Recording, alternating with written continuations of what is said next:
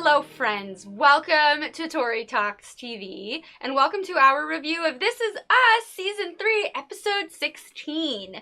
Episode 16 is called Don't Take My Sunshine Away, sung by the beautiful Kate to her new NICU premature baby Jack.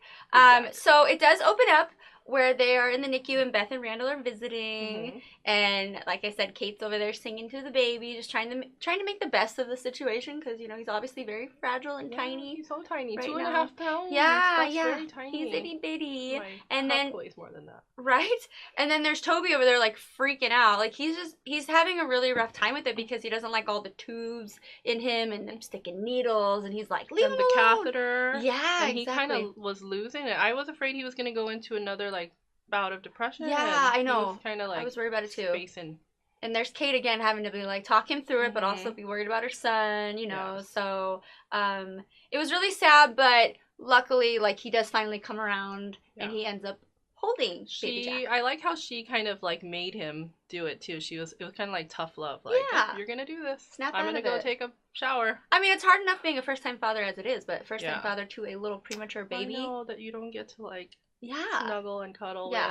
That's really rough. Hard. But he did have a nice bonding moment with that. Yes. Oh, the dad in the NICU. Toby and Kate, they've only been there 6 days. This guy's been there with his baby for 6 weeks. 6 weeks, can you imagine? Time. I'm sure that made Toby feel a little bit better. He's not alone in that situation. But yeah, I hope everything goes well for baby Jack. Please. But you know, you never know because this is us, and you know, Big Jack died, so it's totally possible. Yeah. We don't want baby Jack to die. We will see. Fingers crossed. Okay. So then the big three, there was a flashback with them, with the big three, but they're the little big three, the medium big three. Yeah, not the babies. Yeah. They're about to go to a school dance. Super cute. Kate, she goes, but I don't really think she like had any intention of like, you know, going with the date. She's just like going along because her brothers are going. And then Randall's like so worried about like studying. Even though a girl asked him to the dance, and he's like, yeah, okay. But he seems more interested in like the studying part because he's Randall. And then Kevin was super cute because he, you know, invited his girlfriend Sophie, and then he like tells his mom Rebecca, he's like, I'm gonna kiss her. He's so cute, and he's just like his typical, you know, little feisty bad boy self. Like he and his friends are gonna go like toilet paper, like I don't know, like the science lab or something like that. That's when Kevin was cute and still sweet. He's not cute and sweet now? No, he kind of does bad things now. Well, that's true. But toilet papering is not a good thing. That's true. That's true. But he was kind of cute as he did. It's just that actor. I know. I think I'm just mad at him right now. That's okay. I understand. It's fine. Yes. So then, and then, you know, Rebecca and Jack were there like chaperoning, and they like can't find Randall, and then like they find him in like this like random classroom studying because he wants his like grade point average or whatever to be the highest one in the class because like one kid's beating him by like 0.2% or something weird like that. So crazy.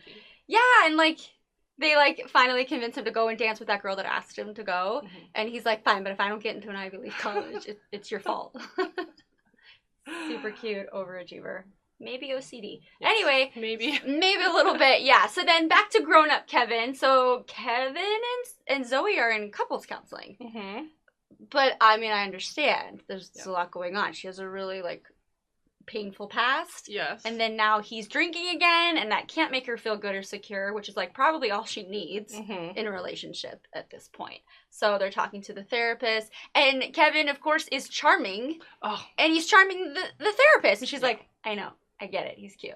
But that was funny. Yeah. Yeah. But yeah, they have things to work on. So I think after that happens, it kind of like opens up the conversation because he's like, no, I love Zoe, and I can't wait to have kids with her. And then I think you see like her kind of go, So then later on she reveals that she's like doesn't want to have kids, doesn't want to have babies.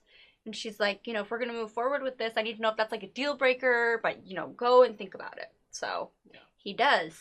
And along the way, because he's going on a little walk, he happens upon Sophie's door, where she lives. I forgot that she was that close. I know. I was like, I have like deja vu. Wait, that's that same house. Oh yeah, exactly. So and then of course it's perfect timing. She's like just coming home, and she's like, Kevin, like what you doing? And then he's like, I don't know. I think probably because like he's so comfortable with her. He's like, do you want to go get coffee? And like the first thing she says is, I'm engaged. And he's like, no, I know. Yeah. Just as like friendly thing. And then they do go get coffee, and it's really a sweet moment because, you know, his former girlfriend, like, they were together forever. Yeah. Since they were little, since, like, that dance. Like, they were dating. They were married. They were married, yeah. So I think it was really comforting to him to talk to somebody like her that knows him really well. And he kind of tells her what's going on with Zoe. And she wraps it up with, like, a very, very Kevin line. She's like, just decide what you want. You always get it. Like, you always get what you want. TP'd the school even though she didn't want to. But he charmed her and got her to do it. Exactly. Yeah. So. And then he wrapped her in toilet paper. Yeah, exactly. I know. He wrapped himself and her around, and then that's when he gave her the kiss. So romantic. So cute. To wrap God, someone he is in toilet smooth, paper. though. Even at like 12 years old.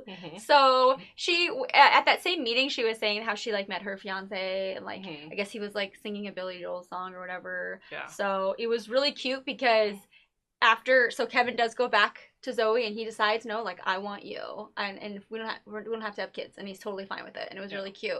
And then it's super sweet because you see him send like an email to Sophie. Their names are really close, Sophie and Zoe. So he sends like this email, and he basically bought her and her new fiance tickets to Billy Joel. That was and he's sweet. like, congratulations on your engagement. That was super cool. That is sweet. But I still it left me a little bit like trying to pick like Team Sophie or Team Zoe. I'm still in that zone because he knows Sophie and he's known her forever, and I love Zoe, but there's something about Sophie and like that relationship. And then when his father died, she was there. Yeah. I still feel like a little bit like I miss them together. Are you Team Sophie or Team Zoe or neither? I don't know. Sophie's just been put through so much with Kevin, though. I'm kind of happy for her to like find somebody. So it's probably the right thing. We'll see. I have trouble I'm letting still go mad of the at past. him right now, though. Oh, you're still mad. Okay. Well, so I don't want anybody. I just want people to steer clear. Just beware of Kevin? Yes. Okay, well then that's good because we're wrapping it up with that. So let's talk about another strong power couple, or are they? Randall and Beth. Oh my gosh. Okay. It's happening, people. Yeah, so stuff's going down.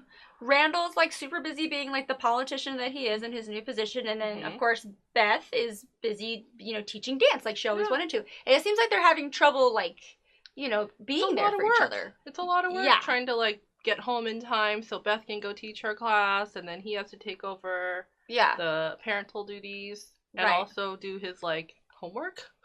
Sure. Yeah. He's busy. Exactly.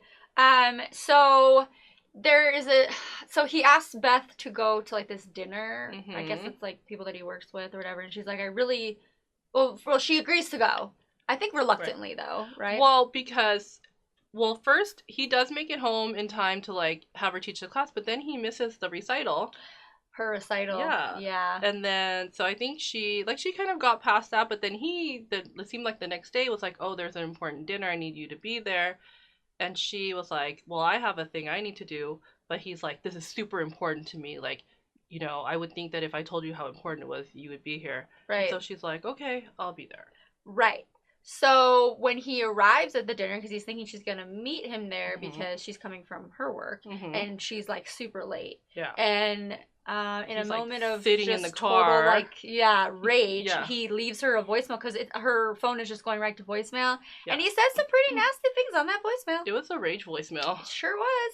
I was like, he basically was like, "Wow, you know this is a big deal to me, and grow up or something." Like, oh, you're too busy teaching middle-aged women how to twirl. Oh yeah, that was. It was like nasty. I was like, Randall, reel it in. No, really. It was bad. How come you didn't even think, because like at that point, because This Is Us and it's unpredictable, I was like, what if she got in an accident? Yeah. And that's why her phone's dead, dude. Yeah.